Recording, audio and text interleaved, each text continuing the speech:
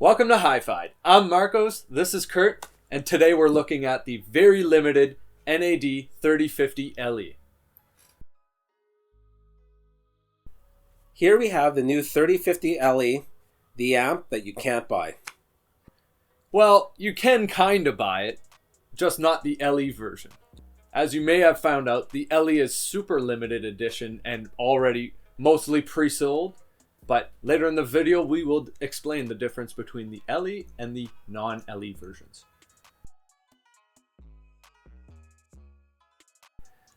You may or may not be with me on this one, but I really wish that the 3050 NAD would have built just a classic pure analog A-B amplifier. I'm super curious on what you guys think on if NAD went the right direction with this one, with the new internals, the hybrid amp, or would you have rather seen a classic AB integrated amplifier? For me, this is a tough one. I would love to have seen a classic AB designed, but I do understand it. Even financially, for them to do all their R&D to make kind of like a single amplifier in class AB, incorporate it, with the Blue OS, with Dirac, is a lot more difficult than we think, and especially working in the manufacturer and distribution side for so many years, I can really see that being a problem. There is nothing wrong with something that has more of a classic design. Let's take the Porsche Classic that's released. It's really inspired by its more of a vintage heritage. There's nothing wrong with that. That thing will still have all the same modern tech. And I think of it very similar to this. Having something that people like, and a lot of people do buy with their eyes, having all the features and the newer tech, being able to do Dirac, having the streaming capabilities, and the way they're easily able to incorporate it, there really is nothing wrong with that.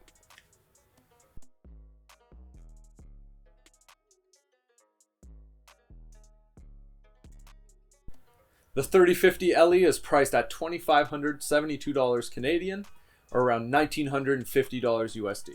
The NAD 3050 LE is limited at 1,972 units worldwide, marking NAD's 50th anniversary. The 3050 LE features NAD's famous hybrid digital integrated amplifier, rated at 100 watts per channel into 8 ohm. Features 2 analog inputs, an RCA in and a moving magnet phono stage, and features a number of digital input, HDMI, coax, optical, USB, Bluetooth two-way in and out, and AirPlay compatibility. The 3050 LE also features a classic 6mm headphone jack, and it runs on NAD's famous Blue OS operating system. Biggest feature of all at this price point is definitely the Dirac Live room correction. I'm not so much into the whole, bandwagon thing of vintage inspired looking units or products, but I would say that the build quality of this I do like. The one thing that I do notice is the knobs, especially in the speaker selector. It really has just a really good solid click feel to it. Of course, the VU meters, that for me, when it comes to vintage stuff, is why I really do like it. And the one thing is the wood on there. I liked how they did use a real, kind of like a real wood. I don't know if it's a veneer or solid wood, but it does add kind of a uniqueness and adding a little bit to I would say a higher build quality. Also, when it comes to the volume knob, it does have a nice feel to it. Not too much play, and it's quite tight feeling. Now I said the only thing here is I like how there's indicator for the Blue OS and even the Bluetooth, but I think if it wasn't blue, I don't know if they're trying to match it because of Blue OS, but the thing is, it kind of it looks just maybe a little bit too modern. Well, us cool guys that actually like vintage gear, unlike Kurt, I guess. This piece, I just love it. I love the wood, I love the VU meters, I love the simple looks of it, just like a classic NAD piece like that old 3030 they modeled after. What I do really like about it is the fact that you can turn off all of these indicator lights via the Blue OS app. The nice part about it too, I really like how they did this old school script actually clarifying what NAD actually stands for, which is New Acoustic Dimension. One thing that I do think is kind of missing with this is the clickety clack of the buttons, like my old school 3020. When you press the button, it almost sounds like a little toaster. It's like click, clack. Unfortunately, with this unit, it doesn't have that, but kind of like Kurt said, the weighted volume knob is really nice. Another thing I really like about this unit is the way they did like this metal grill on the top, where if you look inside, you can see all the fancy new tech in there, but it really harkens back to the past era. So during the setup, when you first power it on, you're going to see these red lights. Now, don't let that scare you. It scared us too. I was like, if that stayed red, we probably would have put this back in the box. It really just sets up like any kind of analog amp. Get tons of inputs in the back and all your digital inputs. To make it easy integration to your AV setup, it does have eARC, and it really does simplify things. On the digital side, the 3050 LE features the full suite of BlueOS operational commands. So when you plug it in, of course, you can do like Kurt and just use it as a regular analog amp. But if you want to take advantage of that full Dirac live features and the BlueOS features, then you'll have to download the BlueOS app on your phone. It'll run you through its simple setup. You can either plug it in with Ethernet or run it over your Wi-Fi connection, as long as that connection's good. From there, you can name your device, you can configure your inputs, you can add your streaming services, internet radios, Tidal, Spotify, all of those services are available on BlueOS. One thing to give a lot of credit to NAD, I love how they even changed the icon in the app to represent the 3050. These are nice little details that really that companies should look at. Starting off with our classic dB test, around the 50 to 60 decibel range, around normal conversation level, I found the bass was a little bit light on this, and I mean it's kind of similar to our findings with other NAD units at this very low volume level. But the mid-range and the top end was nice and clear. You could definitely make out the dialogue, no problem. It's still imaged quite well. For some reason, in the higher volumes, it surprised me.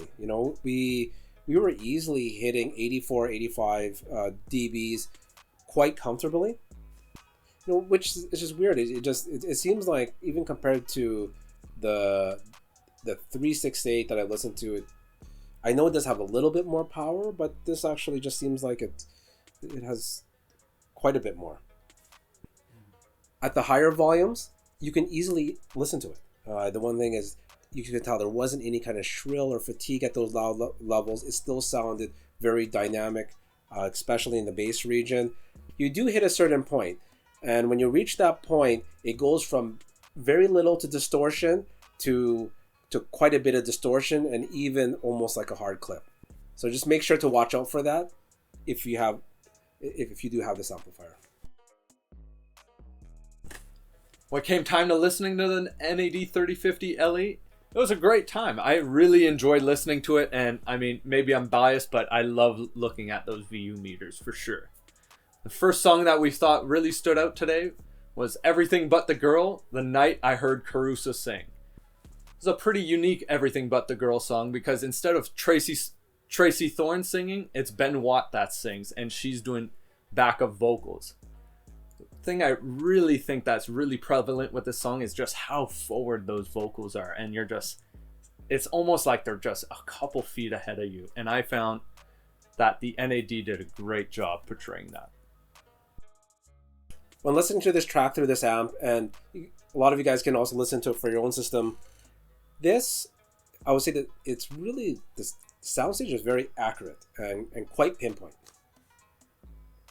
So really what happened is you have the two singers, and what's her name on the left?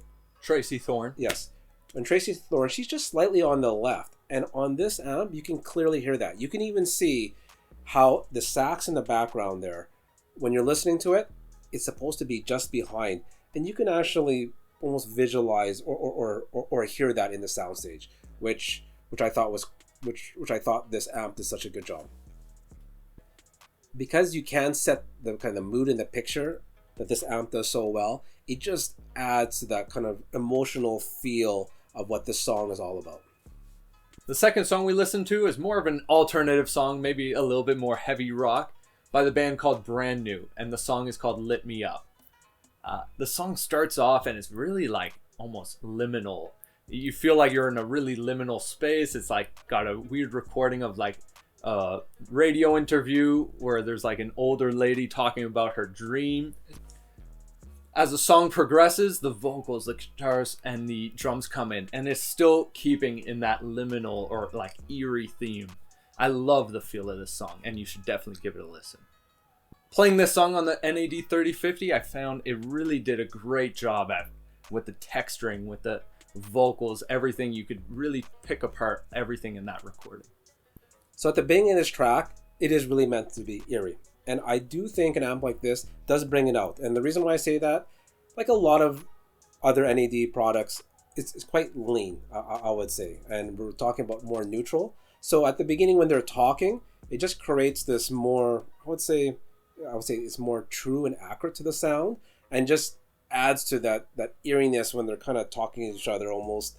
I don't know, was that like almost like a mental word or thing that they're... Almost sounds like a radio interview or something weird. Yeah, it was just eerie.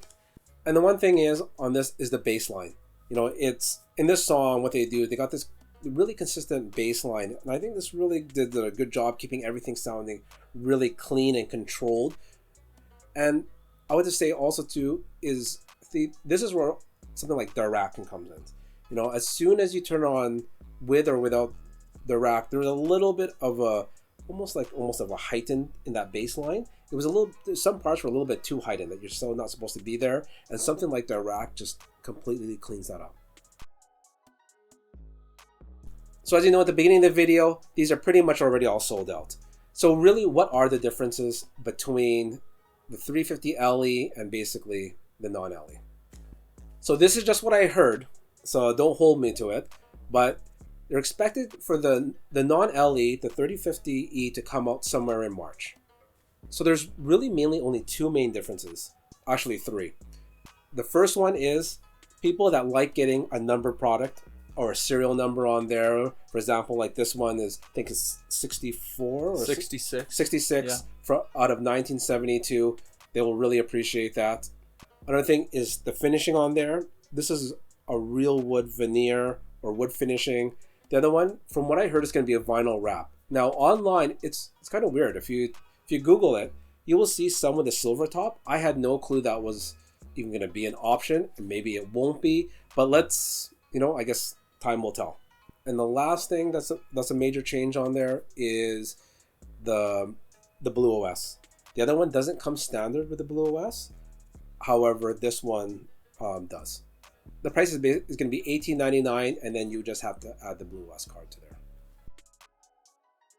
So before we dive in to the comparisons, one thing I want to note that's a big feature of this is room correction, and particularly this one does have Dirac.